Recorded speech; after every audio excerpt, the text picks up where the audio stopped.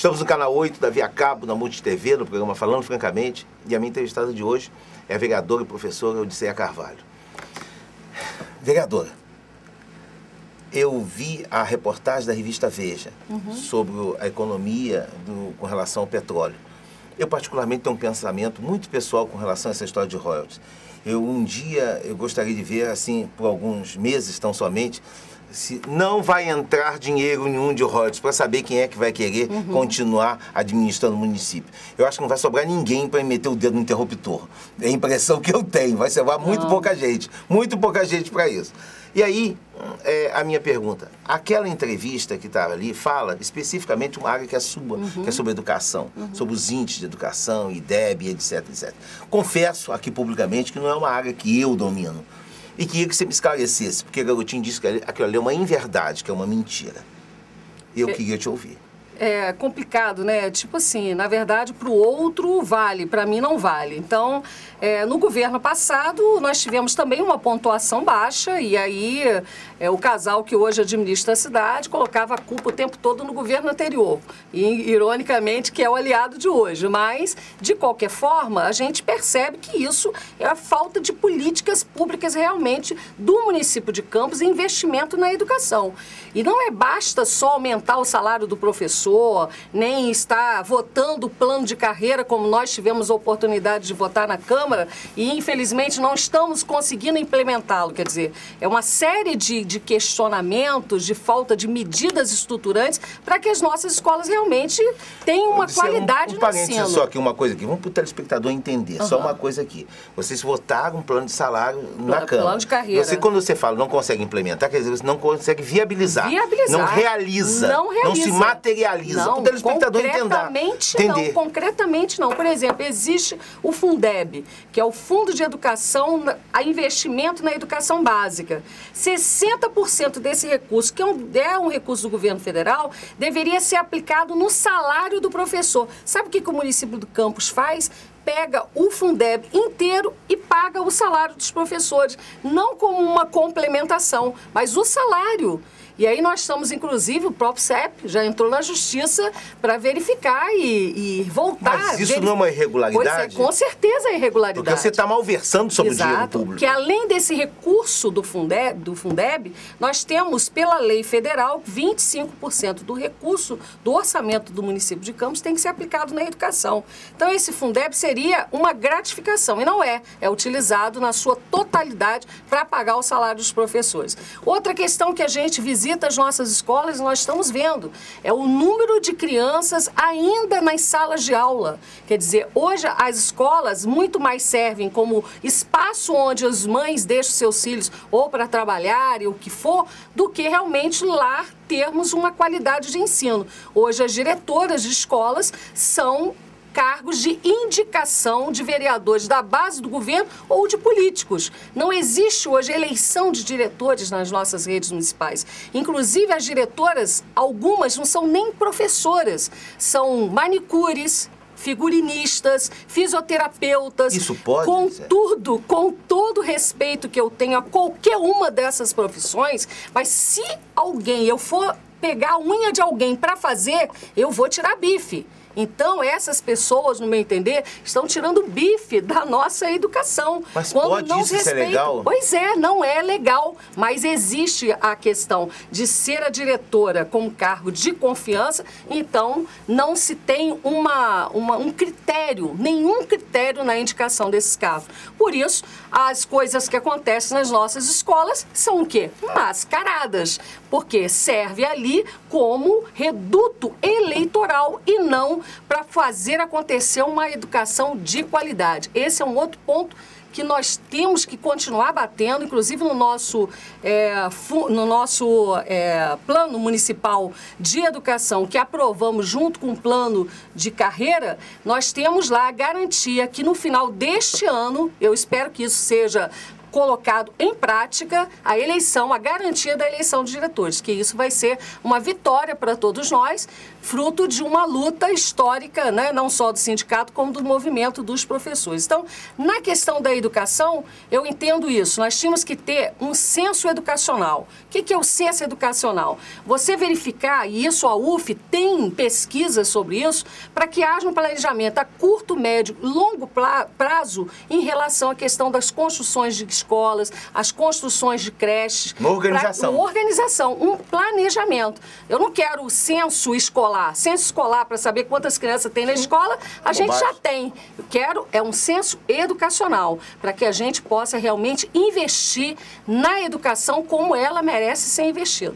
O que a gente vê hoje são as escolas abarrotadas, são professores mal pagos e, infelizmente, a falta de estrutura dentro das nossas escolas, e aí faz com que a educação realmente não tenha qualidade. Não adianta também ficar preparando crianças para fazer as provinhas de última hora, não, igual aquela coisa mecanizada. Matemática, igual como se fosse o pré-vestibular, né? Fazer aquela massificação, pegar as provinhas anteriores, mandar os alunos ali estudar, isso não adianta, entendeu? Por isso, nós temos esse número aí que, por mais que a Joilza, que é a atual secretária, tenha boa vontade para querer fazer qualquer coisa na educação, esse governo é um governo ditador, é um governo que tem que ser conforme eles desejam.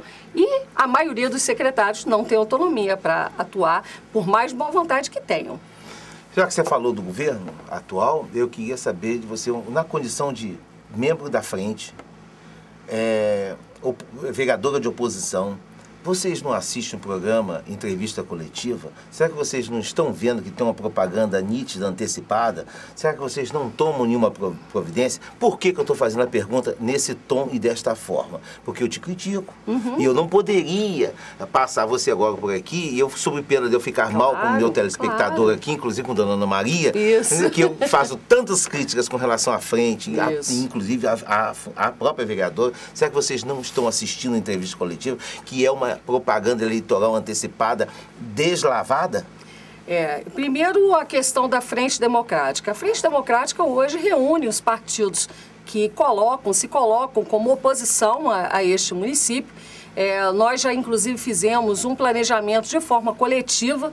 Eu acredito que nenhum partido que queira realmente ser oposição no município de Campos não pode estar entendendo a frente apenas como uma aglomeração de partidos políticos. Não, nós temos um objetivo, nós temos um planejamento e mesmo que saiamos com 4 candidatos da Frente Democrática nesse novo pleito aí que vamos estar enfrentando no próximo ano, terá que ter um consenso, né? E saber que a união desses partidos é que vai fazer com que realmente Campos possa dar uma reviravolta. Essa é a primeira questão. Em relação à questão da entrevista coletiva, nós, na verdade, sabemos que essa cassação do diploma da prefeita recente não é porque ela apenas deu uma entrevista na rádio. Não é isso. Nem que o Antony Garotinho também simplesmente falou. Não é isso. É a questão da propaganda extemporânea, antecipado como eles fazem atualmente. Então, o que nós estamos fazendo? Já fizemos isso. Agora, infelizmente, a justiça é morosa, né? Nós já apanhamos todos os vídeos, tá? Onde se fala constantemente, olha, se vocês querem continuar o cartão cidadão, as casas populares, votem na gente. Se vocês não querem isso, vota na oposição. Então, quer dizer, essa coisa que vai batendo, e você sabe que muitas vezes a mentira, muitas vezes repetidas, se torna uma verdade. Então, é isso que está sendo feito constantemente em todos os programas. Só que a população hoje a gente percebe que já não está mais se enganando somente com a aparência. Eu quero até colocar, sabe quanto se gasta nesse atual governo em propaganda? São 16 milhões. Sabe quanto custaria um hospital na Baixada? 14. Então, essa inversão, inclusive, de prioridades, de valores, a população vem sofrendo na pele. Hoje, no município de Campos, falta medicamento. E existem denúncias, você vai à farmácia popular com uma lista de 7 produtos, até dipirona, que é uma coisa básica, falta. Se você vai até o hospital, você não tem um atendimento ainda adequado. você não tem emprego nessa cidade. Quer dizer, essa é uma luta que tem que ser de todos nós e a população está reconhecendo isso. Então, não adianta passar a imagem que nós estamos, né, e a prefeita é uma Alice no País das Maravilhas, que a população que vive aqui nela reconhece que não é. Sabe, porque vem sofrendo na pele os desmandos desse governo. Odisseia, aqui, um outro programa que a gente faz aqui, eu faço com o Celso, inclusive, a gente viu que vários blogs puseram o leite, que nas prateleiras, com lucro, as farmácias cobravam R$23, e chegou a fazer uma licitação de R$110, que ia custar cada lata. E isso aí foi cancelado. Houve um recuo, né? Por causa de vocês, houve um recuo, foi cancelado isso, mas foi cancelado por ofício. Até hoje, eu não vi esse cancelamento no Diário Oficial. Eu também não vi, desculpa, mas eu não vi a Câmara Municipal, especificamente os 4 vereadores, se manifestarem a respeito disso. Há uma necessidade de fazer uma vigilância, uma fiscalização e uma cobrança, que é um dever de vocês. Com certeza. Inclusive, essa agora, recente, nós fizemos uma denúncia sobre a questão das fraldas geriátricas. Nós estamos há 6 meses sem essas fraldas nos postos de atendimento. E agora, dia 21, saiu a licitação, a contratação, dia 21 de outubro. E se você for pelo menos até na quarta-feira, que foi a data em que eu fiz essa denúncia, ainda estavam sem o atendimento de fraldas geriátricas. Então, isso é importante também, que as pessoas, a população, possa nos ajudar no sentido das denúncias. Muitas vezes a gente acaba atacando alguns pontos e deixando outros mesmo que são importantes sem estar sendo colocado. Mas tudo isso a gente vem atento, nós visitamos. Eu, pelo menos, o nosso mandato é assim, não é de gabinete, não. A gente tem dias marcados para visitações às escolas, visitações aos bairros, a associação de moradores, para que a gente possa ver de perto e ouvir a população.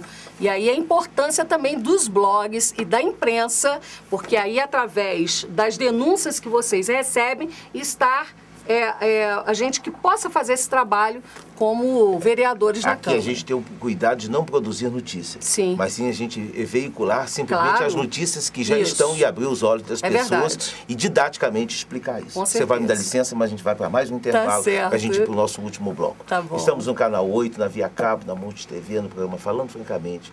E a minha entrevistada de hoje é a vereadora e professora Odisseia Carvalho. Volto já.